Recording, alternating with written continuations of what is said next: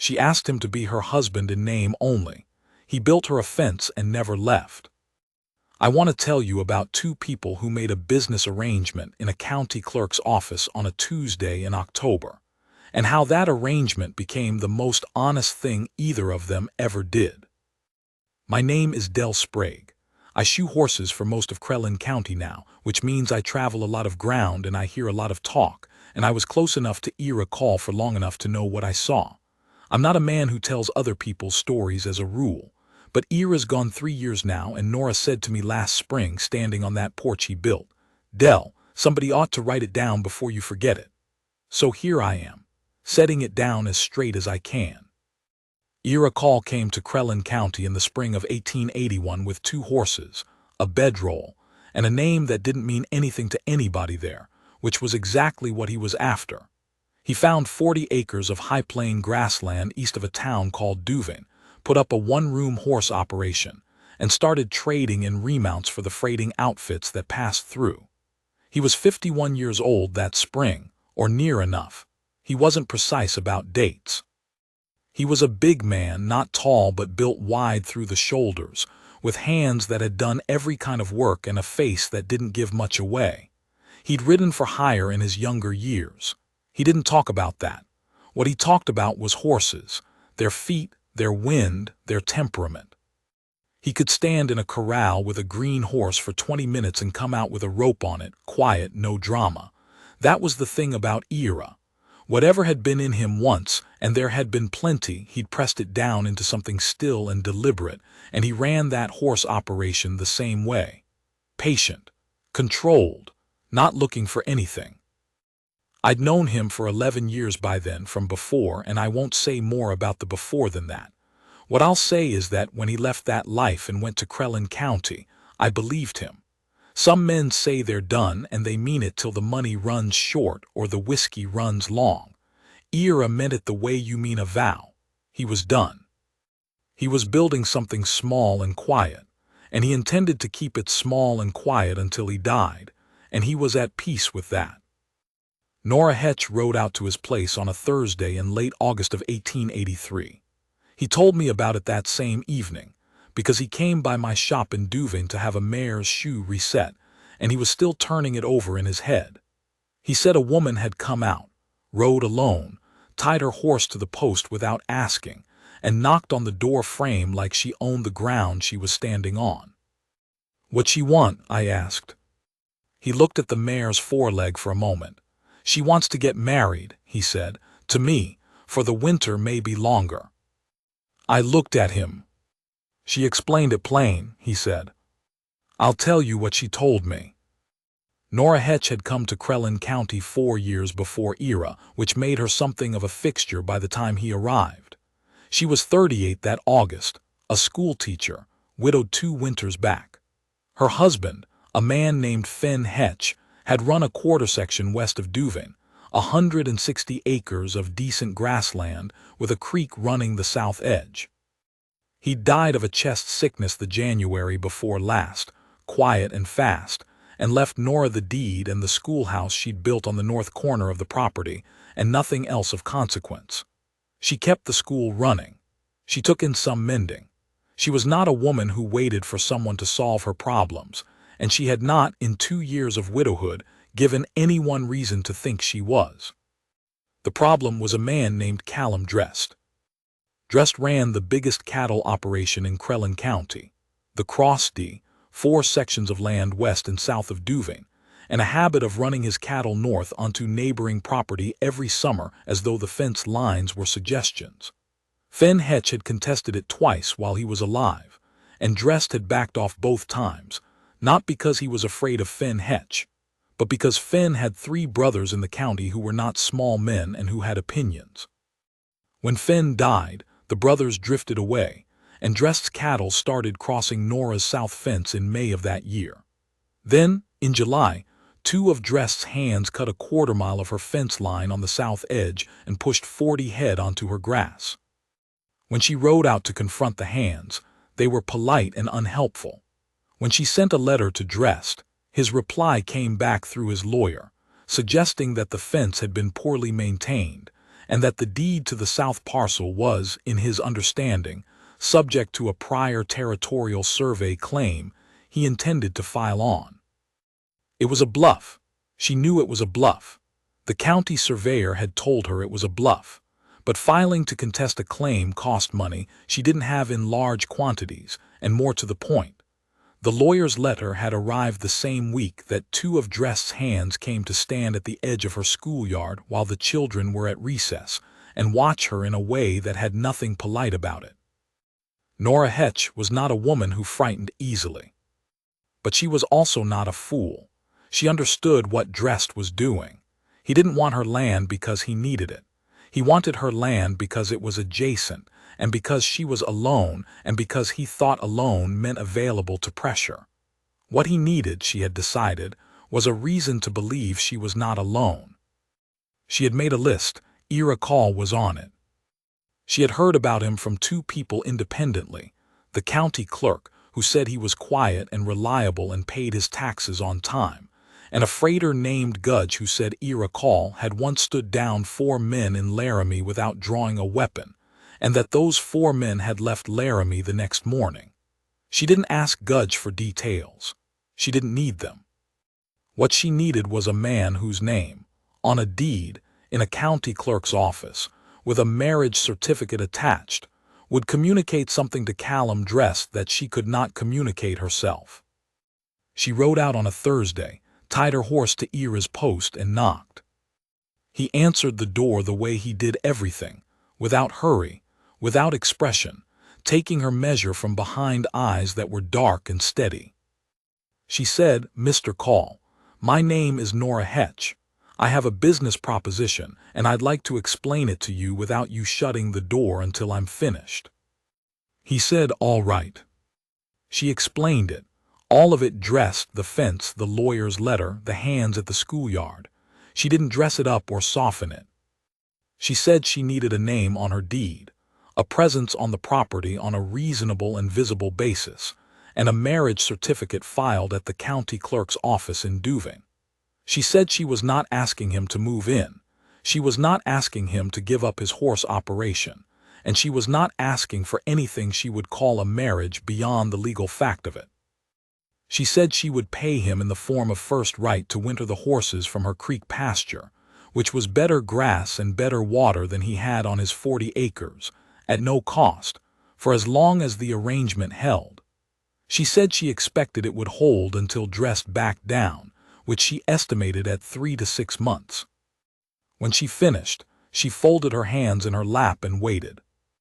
Ira was quiet for a moment. Then he said, "Why me?" She said, "Because you're not from here, which means you don't owe Drest anything, and because people who know you seem to think you've got a quality that doesn't require explanation." He looked at her for a long moment, then he said, "When do you need an answer?" She said, "I'd prefer one today." He looked out across the grass for a moment, then back at her. "All right," he said, "I'll do it." She put out her hand and he shook it. That was the whole negotiation. I heard all of this at my shop that evening, Ira sitting on the rail and the mare's leg on my knee. When he finished, I looked up at him.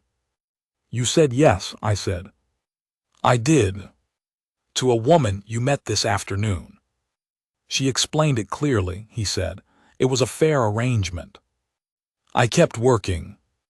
I'd known Ira long enough not to push at things, but I said after a while, "What's she like?" He thought about it. Practical, he said, clear-eyed, didn't ask for anything she hadn't thought through. A pause. "She's not afraid of much, I'd say." I said, "That's 3 things and none of them is what she looks like." He looked at me. "That's 3 things that matter," he said. He was right, of course. I just thought it was interesting, the 3 things he chose. They filed the certificate at the Duving County Clerk's office the following Tuesday. I was there. Nora had asked me to witness it, since she didn't want the whole county talking before she was ready, and I was known to be close-mouthed. The clerk was a man named Potts who had seen enough in his years behind that desk to perform the business without commentary. Ira signed. Nora signed. Potts signed. Nora said thank you to both of us and rode back to the schoolhouse. Ira rode back to his horse operation. I rode back to my shop. The news got around within a week, which in Crellin County was about how long anything took. I heard it in two different conversations without contributing to either of them. The version that circulated was simple. The Hetch widow had married the horse trader east of town. A quiet man, but solid. Nobody knew much about him. That was, as it happened, exactly what Nora had intended. Drest's lawyer sent no more letters. The hands did not come back to the schoolyard. The fence held. By all reasonable measures, the arrangement had worked. And if things had gone as Nora had planned them, Ira would have wintered his horses on her creek pasture. The arrangement would have dissolved quietly in the spring, and that would have been the end of it. Things did not go as Nora had planned them. The first time Ira showed up unannounced at the quarter section was a Saturday, 3 weeks after the filing. Nora told me about it later. She said she looked out the schoolhouse window and saw him walking the south fence line, which was where Drest's hands had cut it in July. She went out, and he said, without preamble, that the repair on the south fence was adequate, but that 2 of the corner posts were rotted at the base and would fail before spring. He said he had spare posts from a corral he'd taken down, and he could have the line solid before winter if she had no objection. She said she had no objection. He came back on Monday with the posts in a wagon and spent the day on the south fence.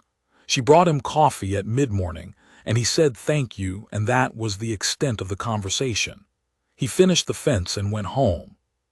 He came back the following Saturday to reset 2 windows in the schoolhouse that had been letting in weather. She hadn't mentioned the windows. He had, apparently, noticed them on his way to the fence. She told me when she described this period that she had been uncertain what to make of it. The arrangement was a deed arrangement. It said nothing about fence posts or windows. But Ira Call did not strike her as a man who did things accidentally or out of social habit. He was there because he had decided to be there, and she couldn't find a reason to object to what he was doing. So she didn't object. She made supper on the second Saturday and asked if he wanted to eat before he drove back, and he said yes, and they ate at her table without much conversation, and he drove back in the dark. By November it had become a pattern. He came on Saturdays and sometimes Wednesdays. He worked. He ate with her. He went home. The schoolhouse roof got a new course of shingles on the east side where it had been soft. The corral she used for her 2 horses got new rails. A loose step on the porch got fixed. He never offered an explanation and she never asked for one, and I think neither of them was ready to name what was happening, so they didn't name it, and it kept happening. I saw him in town in October, and he looked different to me. Not in any large way. Ira's face was not the kind of face that broadcast, but there was something in him that was less compressed than it had been, less like a man holding something still. I asked him how the horse operation was going, and he said fine. I asked if the creek pasture was working out, and he said it was good grass. Then, after a moment, he said, "She's got 31 students this year." I waited. "Up from 24 last year," he said. "She's been teaching the older ones in the evenings, ones who have got to work days, 3 or 4 of them. She doesn't charge them." He said this the way a man says something he thinks about, not boasting, just reporting a fact that had weight to it. I said, "You're watching her work." He looked at me. "I've got to be there anyway," he said. Sure you do, I thought, but I didn't say it. The winter came down hard that year, harder than most. The creek froze in December, which it didn't always do in Crellin County, and there was a 3-day stretch in January where the temperature dropped to a place you didn't want to think about too directly. Ira's 40 acres had no windbreak to speak of on the north side, and 2 of the younger horses got into trouble in the first real storm. He moved the whole string to Nora's creek pasture, where the cottonwoods on the south bank gave them cover, and he stayed to watch them. Nora put him in the room off the back of the schoolhouse that she used for storage, cleared enough space for a cot, and told him the stove in the schoolroom would heat it adequately. He stayed for 11 days. I don't want to make more of 11 days than it was. He slept in the storage room. She slept in her house, which was 20 yards from the schoolhouse. He tended the horses in the morning, she taught school in the day, and in the evenings they sat by the stove in the schoolroom and talked, or didn't talk. From what both of them told me, separately later, it was roughly equal amounts of both. He told me in the spring that she had a way of reading in the evenings. She'd bring a book from the shelf she kept in the schoolroom, and she'd read for an hour before she went back to the house, and she didn't feel the need to explain what she was reading or discuss it. She just read.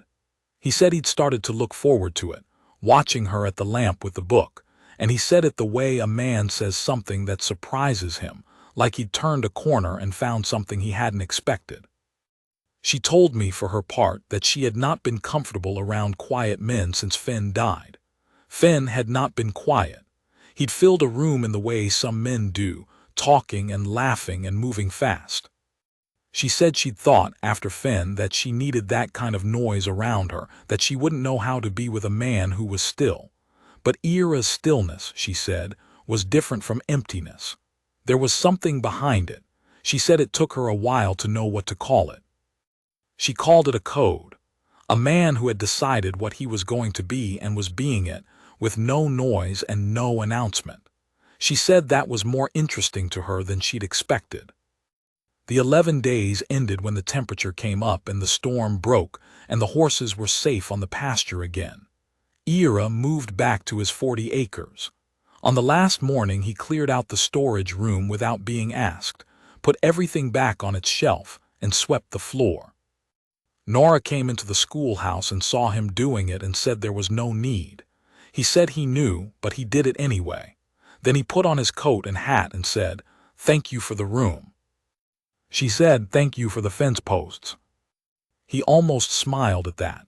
I would have given something to see it, Ira's face doing something like that, but I only heard about it. He went out and hitched his wagon and drove back east. In February she had 20 students down with a fever that was going through the county, and she closed the school for 2 weeks and nursed them out of her own house, 3 and 4 at a time, getting them through and sending them home and taking in the next ones. She didn't ask Ira for anything. She didn't send word. She was managing.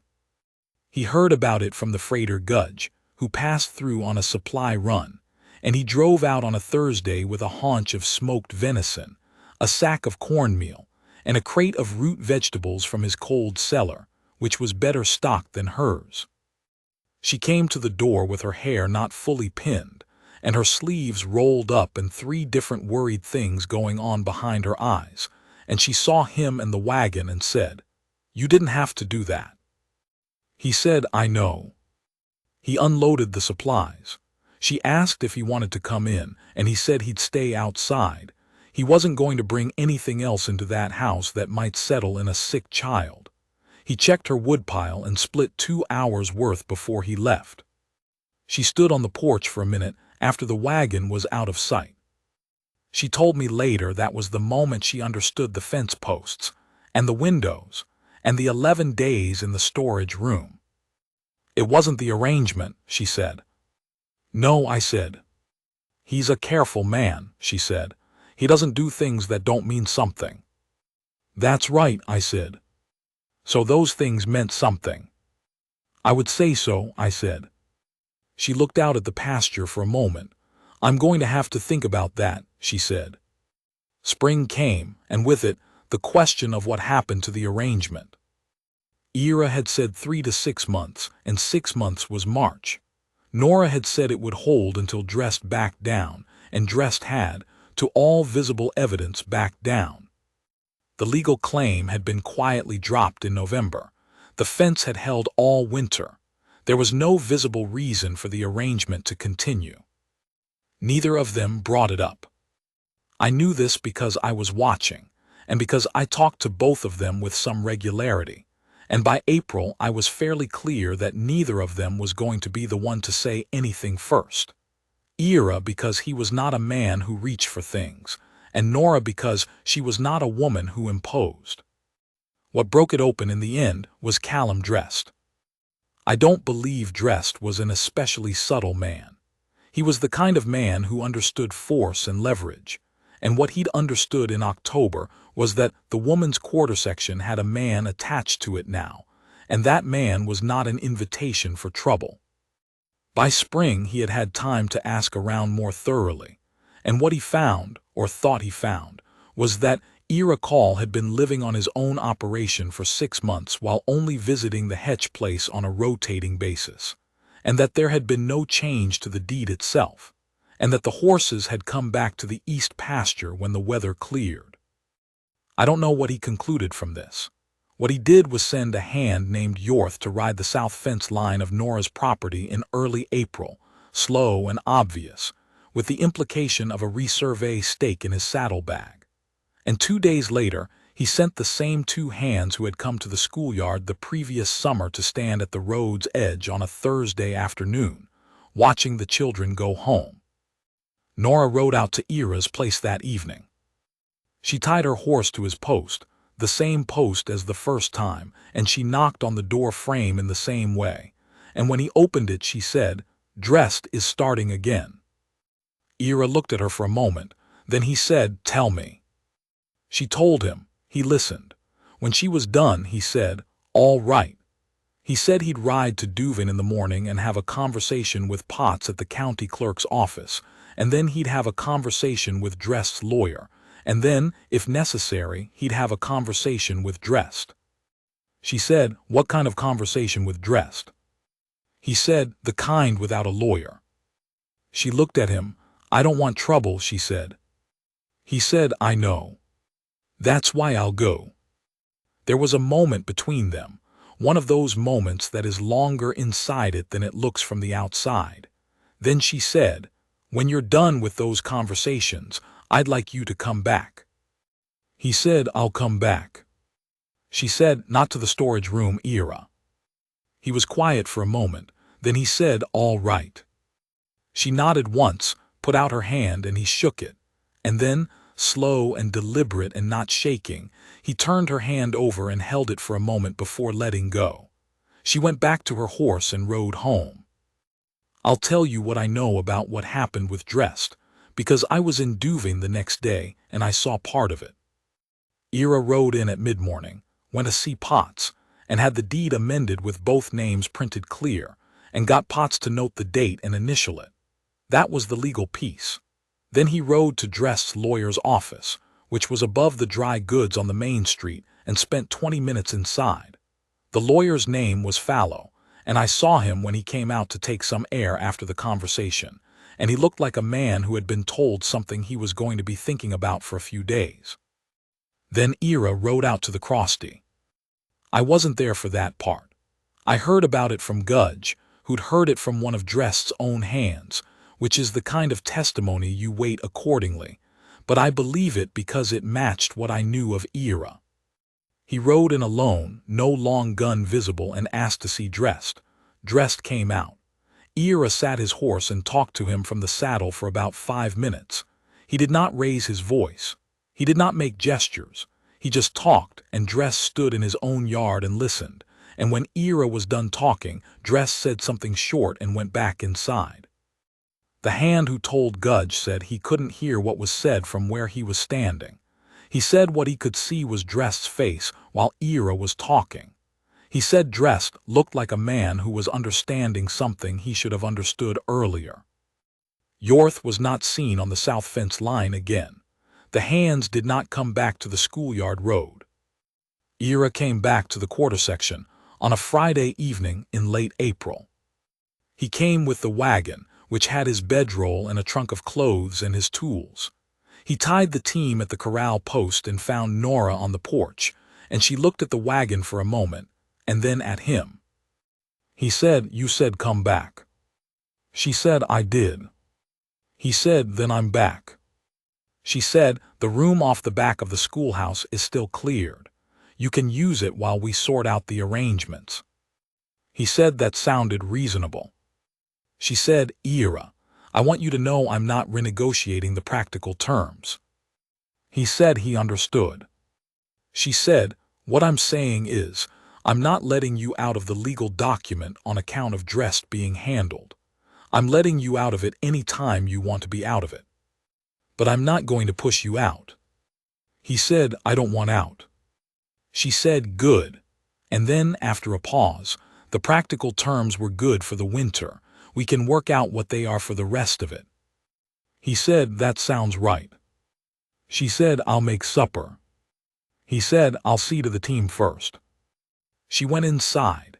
He unhitched the horses and put them in the corral with her too, and by the time he came in she had the stove going and the lamp lit, and it looked, I am told, from his own account, the only time he ever said much about that evening, like a room somebody lived in, like a room he was supposed to be in. I'm going to spare you the long accounting of that first year, not because it wasn't worth the telling, but because it was quiet, and the quiet was the whole point. Two careful people learning each other the way you learn something worth knowing, slowly, with attention, without rushing to name it before it was ready to be named. What I can tell you is what I saw. I saw him build a porch railing in June, better than the one that was there, because the old one was loose, and he didn't like the idea of it giving way underfoot. I saw him at the schoolroom door one morning in September, waiting for the last student to leave so he could ask Nora a question about the south pasture fence without interrupting her work. I saw her, once in October, come out of the schoolhouse and find him in the yard mending tack, and the way she looked at him for a moment before he heard her, easy, without any weight of calculation, the way you look at something you're used to and glad to be used to. I saw him in Duvin in November at the dry goods, buying a bolt of the dark blue wool that she liked for winter dresses. He held it up to the light the way a man does when he's not entirely sure he's gotten the right thing, and then he put it under his arm and paid for it without hesitating. He didn't see me. I didn't say anything. I saw her in the spring of the second year, ride out east in the late afternoon toward his pasture, his old 40 acres, which he'd kept for the horse operation, and come back an hour later with her hair loosened a little from the ride and something easy in her face. She saw me on the road and pulled up and said hello and asked how the farrier work was going, and I said fine, and she said she hoped I'd come to supper sometime soon. Ira had been asking about me. I said I'd come. I came, and the three of us ate at the table she'd had since Fenn's time, which Ira had repaired the leg on at some point so it didn't rock anymore. And afterward Ira and I sat on the porch he'd improved, and she went inside and brought out 2 cups of coffee and 1 book, and we sat in the evening and she read, and the horses moved in the pasture below, and I thought, this is it. This is the whole thing. This is what it looks like when it's right. I want to say something about Ira, because I think it's important and I don't want it lost. He was not a soft man. He had not become a soft man.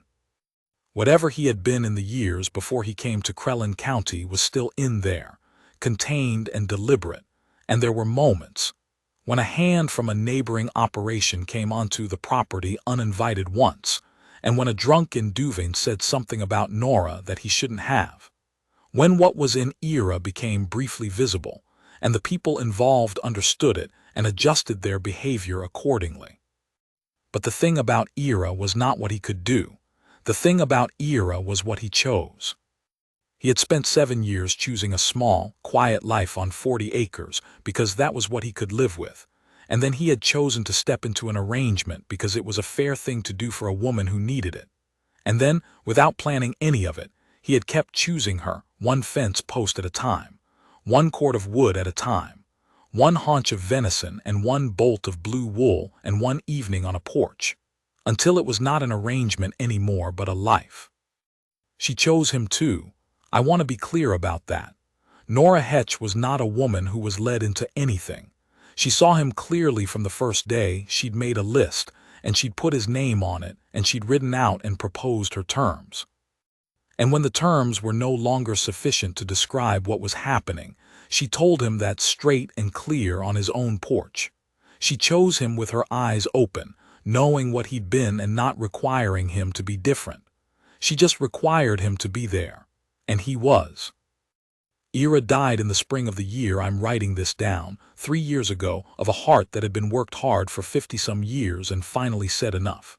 He was in the barn when it happened, which was where he would have wanted to be, and Nora found him.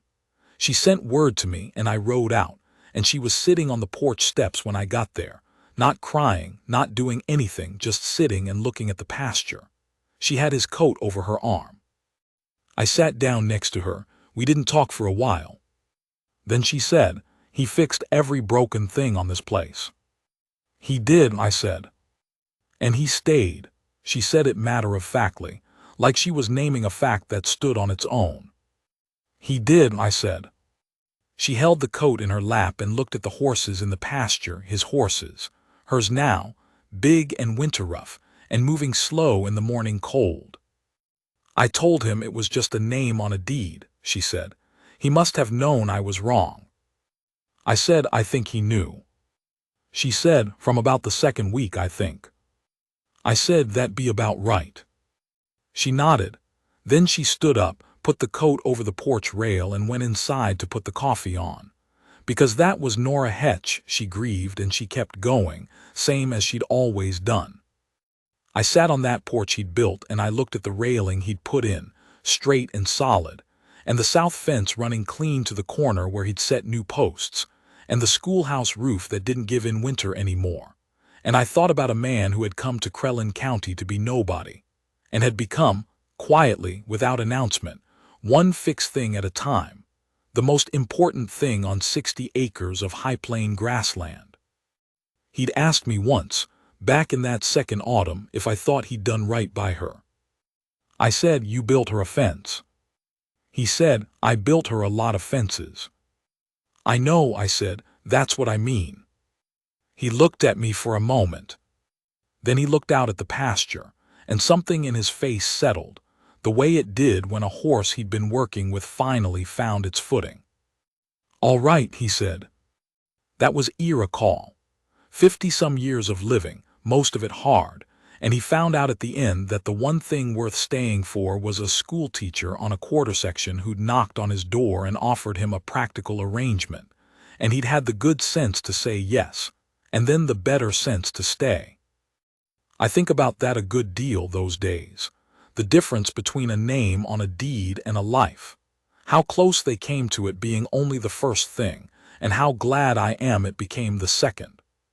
He never left, that was the whole of it. He never left.